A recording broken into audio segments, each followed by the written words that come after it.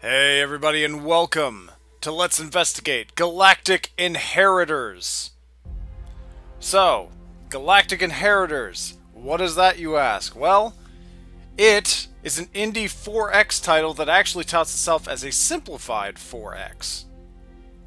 Now, that raised the slightest bit of an eyebrow with me specifically just because 4X always feels like a genre that is inherently complex. To me, it's the closest thing to a video game equivalent of an actual game of chess or something, you know, something that, or Risk, you know, it's literally a thing that,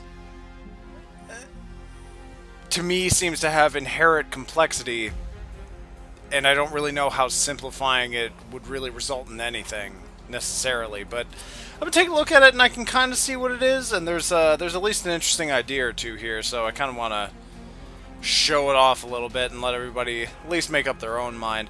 If you don't exactly know what a 4X title is, let me just give a couple of quick examples, because I promise you, even if you don't know what it is, you've at least seen or heard of a 4X game before.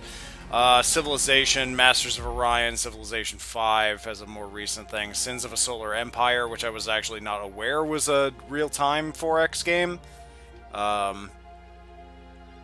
Let's see, and stuff like that, Alpha Centauri, you know, whatever. Shooting back to one of the older examples. I've got here we go. I've got this, one game going, it's a shorter one. About 37 turns in. So, this, to clarify, is on the small end of the map. When you start a new game, it actually gives you the option to set up your own map parameters, similar to a lot of 4X games. And I just picked the smallest one. So this is as a note, this is what the game considers to be on the small end of things.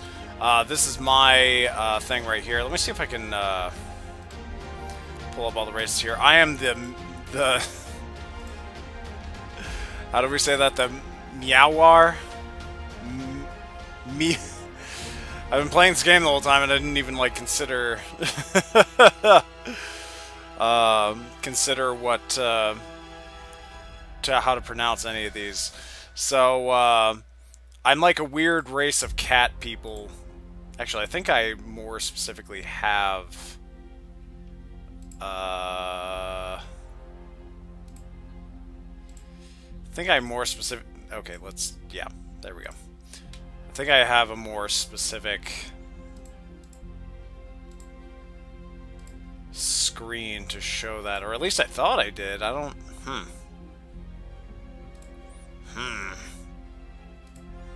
Aha! So yeah, that's what my people look like. They are strange cat people. Well, strange is a little unfair. Each of the races have actually specific parameters to what kind of bonuses each of them start with. Some of them are more focused in commerce, some of them are more focused in research, production, whatever. The main factors that come into when you settle new planets and have them build things, and that will increase their ability to do other things, and, you know, stuff like that.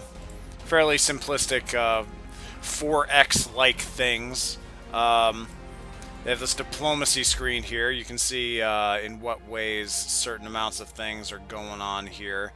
You can also see what other races think of you. This is the Zealth? Or something? I don't... They're weird crab people, and they have like a hive mind thing going on. Let's see. And this part is actually sort of interesting because it gives you what they call media options, which are things you can do to actually reduce negative opinion of you. And it's been rather and you can also invoke more if you actually do want to progress towards open conflict with them. And it's a pretty interesting bit of thing to play around with because it shows how people are perceiving you or how they perceive you. I like these kind of hand-drawn backgrounds here, too. This is weird, like, reptile people. We have more ships than them. And they have more solar systems.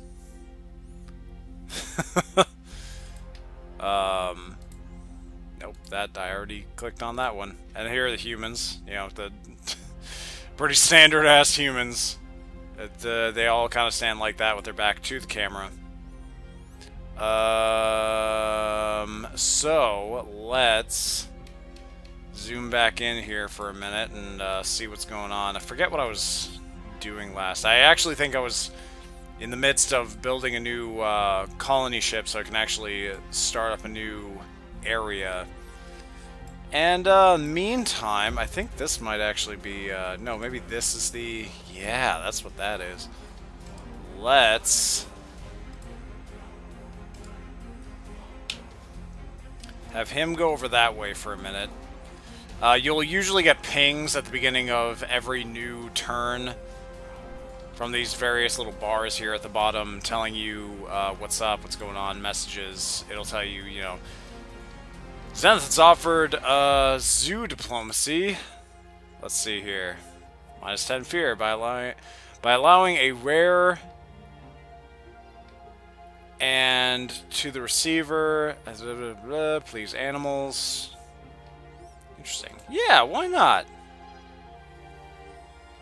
I think that'd be fun. Fun little thing to do. It's so nice of you.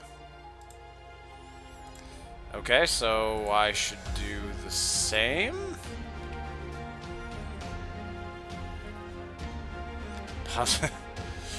Our greatness has finally been given recognition because of positive media stance. Cool. Dope. Is there anything else I should worry about? Probably not for right now. Cool. And then if you've, and then it'll also tell you if your ships did in fact make it.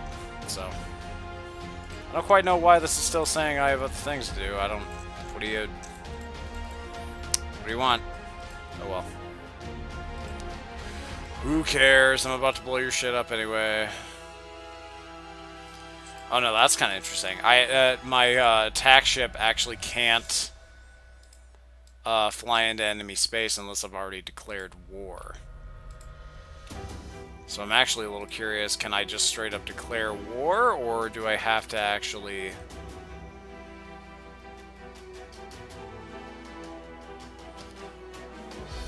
They hate us. Failed state. Very interesting. But you know what? We're not actually going to attack them. Let's attack these weird frog people.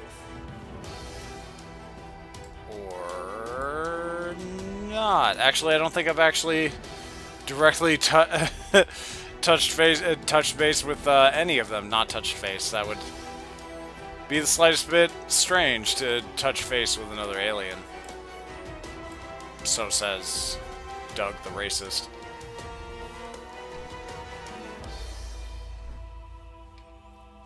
I do sort of wish there was an option to actually just have everyone's turns auto-resolve.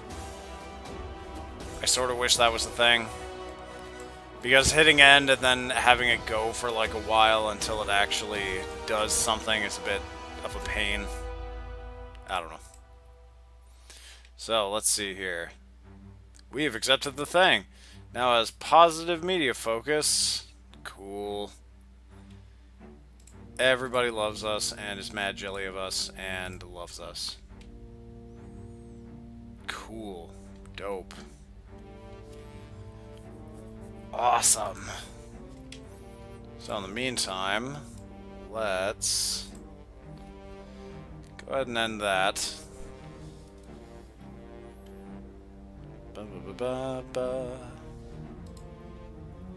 Nope, that's not what I want. There we go.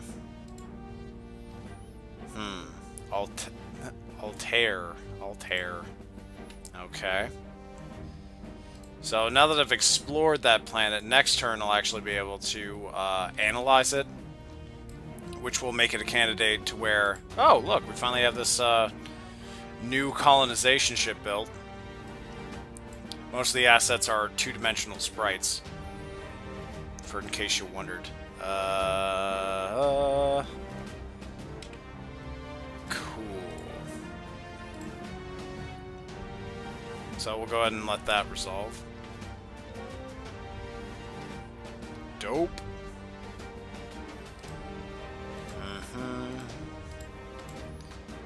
So let's see here. 3 commerce, 3 production. So this is basically how many slots is the amount of which the planet can actually expand and improve over time. It's not going to start there.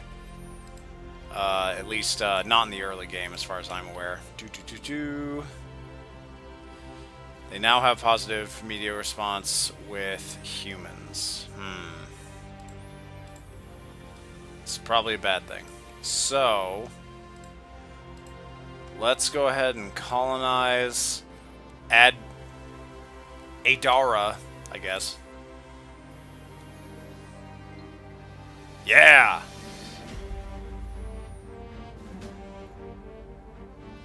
Ooh. Seem to be having a bit of an economic boom. That's great.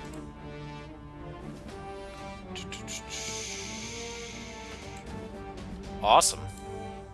Awesome, awesome. So, let's see what's going on.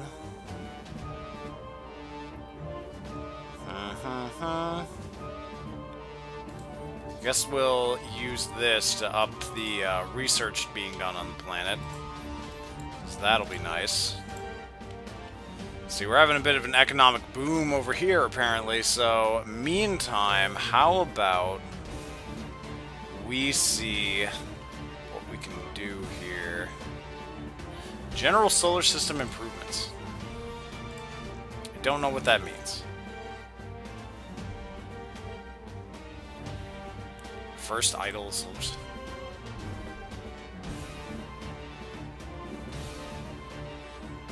Oh, like they're not actually doing anything at the moment. Yeah, let's what can we up here? Let's up production. Sounds pretty good to me. Here, let's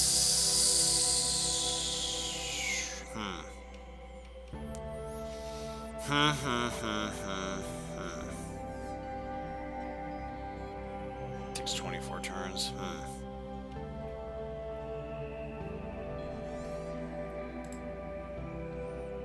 Build a new colonization ship. That sounds pretty good. Now all my planets are up and doing things and stuff. That's cool. That's pretty cool. Let's have the exploration ship head off that way too. So yeah, I mean, more or less, I think this, in the long run, is actually what the end game sort of is. It's just sort of, well, not end game. That's not the... Let's start that over, shall we? So, I mean, more or less, I think this is just sort of how it progresses. You just slowly dig out more territory of yours in the solar system. You interact with these other races. Where are the humans? Okay, they're down here. Those are the Reptile People.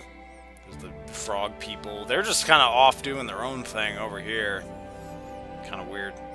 They kind of keep to themselves. But yeah, I mean, more or less, I think this is just sort of the way of things. 168 Broma. You don't seem to have any ability to name planets, which, I mean, I guess I get, but at the same time, I kind of wish you could do that, because I would just name all of them Dad or Bill Cosby or something. I don't know, but it doesn't. I don't think it's a bad game. Yeah, I don't think it's necessarily something that I'm jumping off the couch to go play every morning when I wake up, but, like, you know, I don't see anything wrong with it. It has been something that is kind of nice to just sort of pass the time, and I do at least... Ooh, something in research is done. Oh, cool. Yeah, I forgot about this part. This is the research tree, in which case you unlock... You can go multiple different paths and unlock new things to continue your... This is super civilization-y.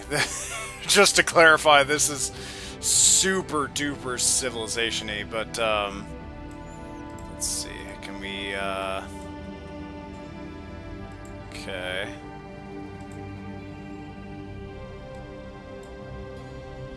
Oh, we not oh,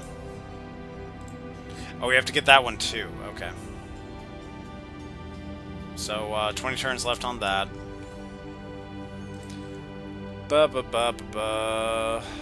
Positive media focus. Cool. Alright then.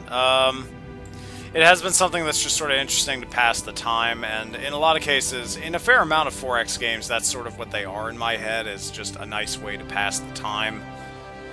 Which, in some cases, might sound unfair, because I know there are some people that are super duper into 4X games, in which case they probably won't find this particularly interesting, just because it's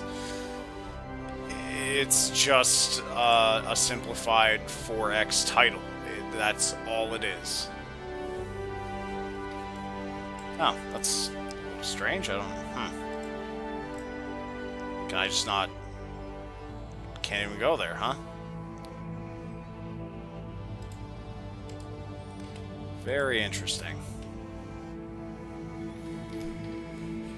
At most, if I had any serious grievances, it's you don't have any graphical options when it comes to...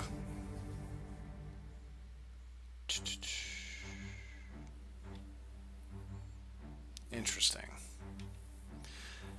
You don't really have any serious options towards, like, what to actually... Wow. I really can't talk today. You don't have any serious graphical options of any kind. In fact, oh, you can't... Interesting. Okay, let's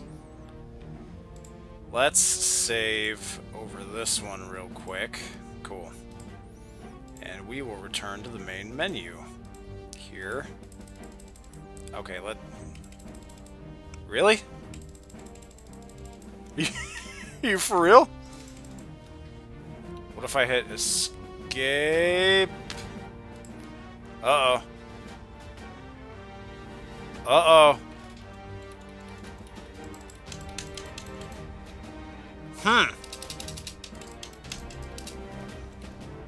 Well, I believe that is a genuine bug. So, Galactic Inheritor devs, you might want to take note of that. Anyway, the game only runs in 1080p. You don't really have any way of changing that, and as far as I'm aware, currently speaking, I think the developers have actually said they're looking into having other graphical options, but currently speaking, they said that the interface just isn't scalable enough to work at like 720p or lower resolutions. And it's mostly just because I have a 1080p monitor, and I can't really just kind of play this game comfortably, casually, if I can't adjust the resolution. So, you know, maybe that's a bit more of just a personal thing, but, you know, I don't know, it's just an issue I have. And, I think that's probably about it. So, yeah, that's Galactic Inheritors. Let me, I guess since we're stuck here for a minute, let me see if I can pull up the Steam page, see how much it's being sold for. $20. It's, $20 on Steam, made by, oh, there's a whole lot of names on here. Crispin Games,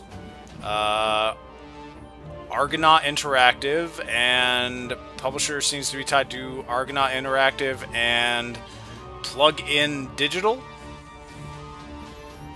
Alright then. So, yeah, that's a thing, I guess. I'll, see y'all next time.